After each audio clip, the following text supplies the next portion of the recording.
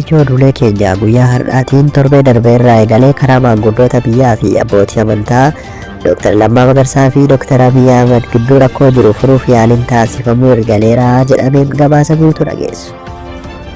Oduu keenyatti aanuun hooggantoonni waraanaa Oromoo arfan jechuunis Jeneraal Kamaal Galchuu, Jeneraal Haayiluu Gonfaa fi Koloneel Gammachuu Ayyaana akkasumas Koloneel Abbabaa Garasuu gidduu walitti deebi'anii yeroo mari'atan arguu barbaanna jechuun uummanni gaafate jedhameen gabaasa guutuu dhageessu. Oduu keenya xumuraatiin miseensi humna qilleensaa Itoophiyaa tiiktookarii beekamaa Adoonaay jedhamuuf sadaasa darbee waajjira muummee humna qilleensaa Itoophiyaatti leenjii akka kennu hayyamne to'atamuunsaa dhagahameen gabaasa guutuu dhageessu. Alaamanni isaa dagaa daawwattoota Oromiyaa miidiyaa niwus oduu guyyaa irraa qabannee dhufnee dhufaan turan affeerraa keenya. Oduu keenya jalqabaatiin gabaasni dhiyeenya kana bahe akka ibsutti pirezidaantii naannoo Oromiyaa duraanii fi ministeera raayyaa ittisa biyyaa duraanii Itoophiyaa Dr. Lammaa Magarsaa gara biyyaatti deebi'uuf karaa mijataan uumameera jedhameen dubbiin kun kan dhaga'ame erga maanguddootni fi abbootiin amantaa gidduu Dr. Lammaa Magarsaa fi akkasuma muummee ministeera Itoophiyaa Dr. Abiy gidduu rakkoo jiru furuuf yaaliin torban darbe irraa eegalee taasifamaa ture milkaa'ee booda jedhameen walitti bu'iinsa siyaasaa fi waldhabdee hooggantoota lachuu gidduu ture kan yeroo jijjiiramaa bara 2018 booda Dr. Lammaa Magarsaa fi Dr. Abiy Ahmed yeroo tokko jijjiirama siyaasaa Itoophiyaa fiduu keessatti hoogganaa wal qabatanii hojjetan yoo ta'u yeroo booda sababa garaagarummaa ilaalcha siyaasaa yookaan mala bulchiinsaa irratti walirraa fagaatanii jedhameen. Walirraa fagaachuun isaanii kun Dr. Lammaan afyaa'ii mana maree federeeshinii ta'anii erga tajaajilanii booda aangoo dhiisanii gara biyya alaatti akka deeman taasiseera jedhame. Kunis yeroo dheeraaf haala siyaasaa biyyattii keessatti gaaffii guddaa uumee ture jedhameera. Haa ta'u malee karaa maanguddootaa fi abbootii amantaatiin yaaliin araaraa gochuu milkaa'eera jechuun sagalee haqaa gabaaseera. Kunis nageenyaa fi tokkummaa biyyattii bu'uura godhachuun hooggantoota siyaasaa beekamoo kana walitti deebisuuf murannoo mootummaan kan agarsiisedha jedhame.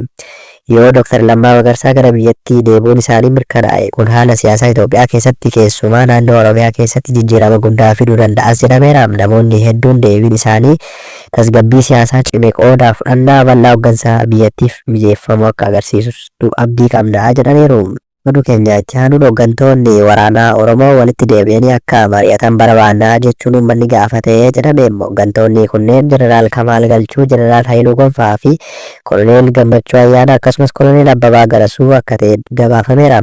Jarri kun arfan akka lakkoofsa Itoophiyaatti bara 1998 yookaan akka Faranjiitti bara 2005 waraana hedduu qabatanii gama Eertiraa seenuun abaawatti gaafama qaban sabni ni gammadee jedhameera. Gammaduu qofa osoo hin taane akka faarsis ni dubbatama. Yoo dhalchan goota dhalchuu akka Kamaal Galchuu jechuunis weeddisee ture jedhame. Garuu Eertiraa dhaabni bakka lamatti gaafa bahu isaanillee ni qoodaman kan jedhame yoo ta'u Koloneel Gammachuun gara Daawud jarkaan hooggansaa Jeneraal Kamaal Galchuu jara turan isaanis bubbulanii wal dhabanii adda ba'anii jedhameera.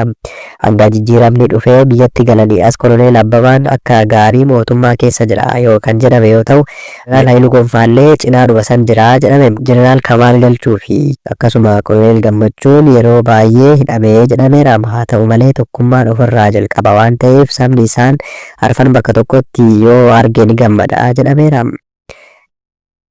Mee wanti biyyaa yoo hafe walitti kottatee buna waliin dhugaa suuraa ka'aa nu agarsiisa jechuun uummanni gaafachaa akka jirus gabaafameera. Oduu keenya xumuraatiin miseensi humna qilleensaa Itoophiyaa tiiktookarii beekamaa Adoonaay sadaasa darbe waajjira muummee humna qilleensaa Itoophiyaatti leenjii kennuu hayyame to'atamuun isaa dhaga'ame. Tiiktookariin beekamaa Adoonaay jedhamu leenjii kennuun miidiyaa hawaasaa irratti ajandaa ta'uu hordofee qondaalli olaanaan tokko to'annoo jala ooluun isaa gabaafameeti jira.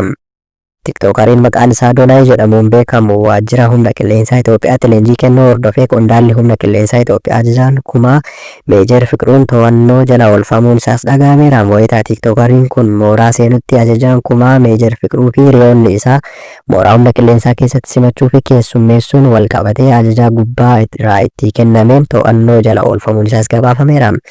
Sababni to'annoo qondaala kanaa guddaan loltuun ajajaa waraana keessa jiru ajajaa gubbaa irraa itti kenname raawwachuuf dirqama ta'uun isaa odoo beekamu nama ajaja kennee yookaan ajaja keessummootaa kana affeere odoo hin gaafatin qondaalli kun keessummeessuu isaatiin to'annoo jala oolfamee jedhameera. Maddeen humni qilleensaa Adoonaayeen gara mooraa keessatti affeeree leenjii akka kennuuf haala mijeessee yeroo ifaa ta'etti ajajaa kana hidhuun sirrii miti jechuunis komataniiru. Tiiktookar Adoonaay miseensota humna qilleensaa leenjii kenne jedhu hordofuun namoonni hedduun tarkaanfiin kun sirrii ta'uu isaa gaaffii keessaa galchuun namni dhuunfaa damee bashannanaa keessatti hojjetu dhaabbata waraanaa tarsiimoo akkasii Kanaaf leenjii akkamii kennuu danda'a jechuun gaaffii namoota biratti uumee turuun isaanii yaadatama.